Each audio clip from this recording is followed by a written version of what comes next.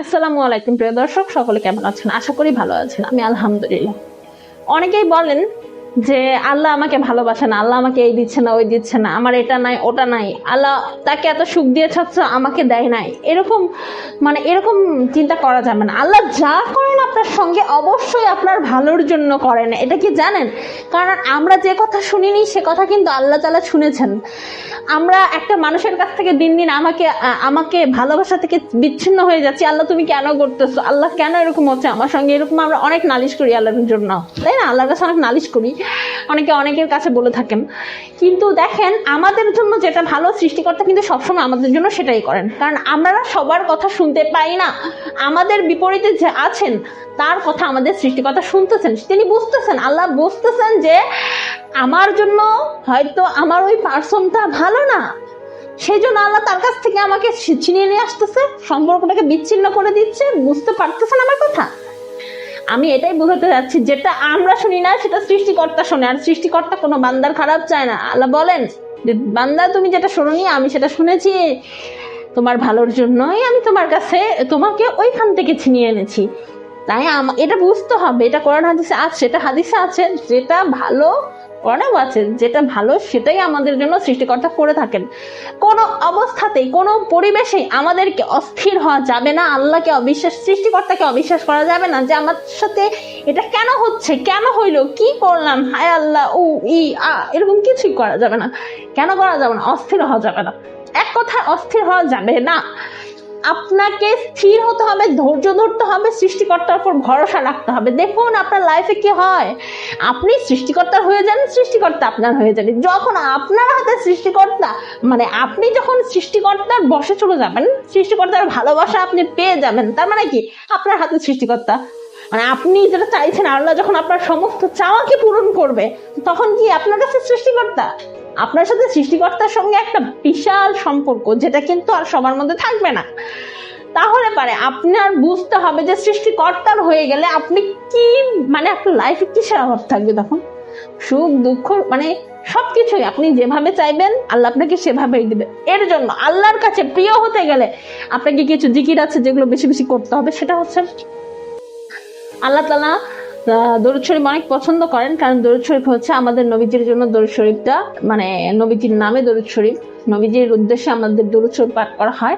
নবীজিকে স্মরণ করুন, নবীজির প্রতি ভালোবাসা, আমাদের হযরত মুহাম্মদ সাল্লাল্লাহু আলাইহি সাল্লাম এই নবীর প্রতি তার প্রতি ভালোবাসা এবং সম্মান অর্জন করে আপনি যদি দরুদ প্রত্যেকটা দিন পাঠ করেন এবং আস্তাগফিরুল্লাহ আপনার লাইফের প্রত্যেকটা অংশে আস্তাগফিরুল্লাহ রাখেন, আপনি রান্না করতেছেন আস্তাগফিরুল্লাহ পাঠ করেন, আপনি রাস্তা দিয়ে অফিসে যাচ্ছেন আপনি আস্তাগফিরুল্লাহ পাঠ করেন, আপনি একা একা নির্জনে বসে আছেন আস্তাগফিরুল্লাহ পাঠ করেন, আপনি বাইরে পরিবেশ দেখতেছেন আস্তাগফিরুল্লাহ পাঠ করেন, আপনি ড্রাইভিং করতেছেন আস্তাগফিরুল্লাহ পাঠ করেন। আপনার জীবনের উত্তম একটা পন্থাকে আপনি আস্তাগফিরুল্লাহতে রূপান্তরিত করেন এবং সাথে অবশ্যই অবশ্যই অবশ্যই দরুদ রাখেন। দেখুন, আপনি দেখবেন আপনার লাইফের কি হতে চলেছে। আপনি কোনো খারাপ কিছুতে আছেন, আপনি নিজেকে খারাপ দিক থেকে ভালো দিকে আনতে পারতেছেন না, আপনাকে চাইতে হবে যে অবশ্যই আমি ভালো হতে চাই, ভালো করতে চাই। আপনি যদি না চান আপনি পারবেন না, তাহলে তখন কি করতে হবে? আপনি আস্তাগফিরুল্লাহ হয়ে যাবেন, আল্লাহ আপনাকে সকল বিপদ, সকল খারাপ জায়গা থেকে ভালো জায়গায় নিয়ে এসে দেবে। যখন আপনাকে আল্লাহ ভালো জায়গায় ফিরে আনবে, তখন আপনার জীবনের মোড়টাই ঘুরে যাবে। ভাই, সারা জীবন আমরা বেঁচে থাকতে আসিনি, কিন্তু এই দুনিয়াতে এমন কিছু ব্যক্তিবর্গ আছেন যারা মনে করেন যে আমরা সারা জীবনে বেঁচে থাকবো, সারা জীবনই রাজত্ব করব। কে মানুষ, কে গরিব, কে বড়লোক, কোনো কিছু বাদ বিচার নাই। আমার মতো আমি কথা বলে ফেললাম, আমার মতো আমি তার সাথে চলে ফেললাম, তাহলে কি সব হয়ে গেল? বলেন, যে বলে আর যে শোনে, মানুষকে এমন ভাষায় কথা বলে, বর্তমান সিচুয়েশন এত বাজে যেটা ভাবার বাইরে। মানুষের কথা দিয়ে মানুষকে এমন ভাবে ঘায়েলটা করা যায়, সেটা অস্ত্রের সমান। একটা অস্ত্রের, মানুষের মুখের ভাষা হচ্ছে অস্ত্র, মানুষকে ধ্বংস করার অস্ত্র। মানুষকে কাটলে সেটাকে একটা সময় সারানো যায়, কিন্তু মনে যে আপনি একটা খারাপ কথা বলে মানুষকে কষ্ট দেন, সেটা কিন্তু কখনো সারানো যায় না। তা আপনাকে মনে রাখতে হবে, এই পৃথিবীতে সবাই খারাপ, আপনি নিজে ভালো, নিজেকে ভালো করেন, এখন বলবেন সবাই খারাপ, আমি কিভাবে ভালো থাকবো? দুনিয়াটাই এমন, বাইরে বের হলেই মেয়েদের উল্টাপাল্টা ড্রেসের ফেস দেখা লাগে, ছেলেরা অনেক ডিস্টার্ব করে, ছেলেরা এই করে সেই করে, প্রবলেমের শেষ নাই। ভাইরে ভাই, সবাই খারাপ হয়েছে হোক, আপনি ভালো থাকেন। আপনি সৃষ্টিকর্তার কাছে ভালো থাকেন না, আপনার কোনো সমস্যা নাই। সৃষ্টিকর্তাকে আপনি বলেন যে না আল্লাহ আমাকে তোমার কাছে ভালো হতে হবে, আপনাকে এরকম মন্তব্য নিয়ে আসতে হবে যে আমি আল্লাহ তোমার কাছে ভালো হতে চাই, আমি সৃষ্টিকর্তা তোমার কাছে ভালো হতে চাই। আপনি সৃষ্টিকর্তাকে চান, দেখেন কি হতে পারে আপনার লাইফে। জাস্ট চেঞ্জ, শুধু চেঞ্জ না, অসম্ভব চেঞ্জ।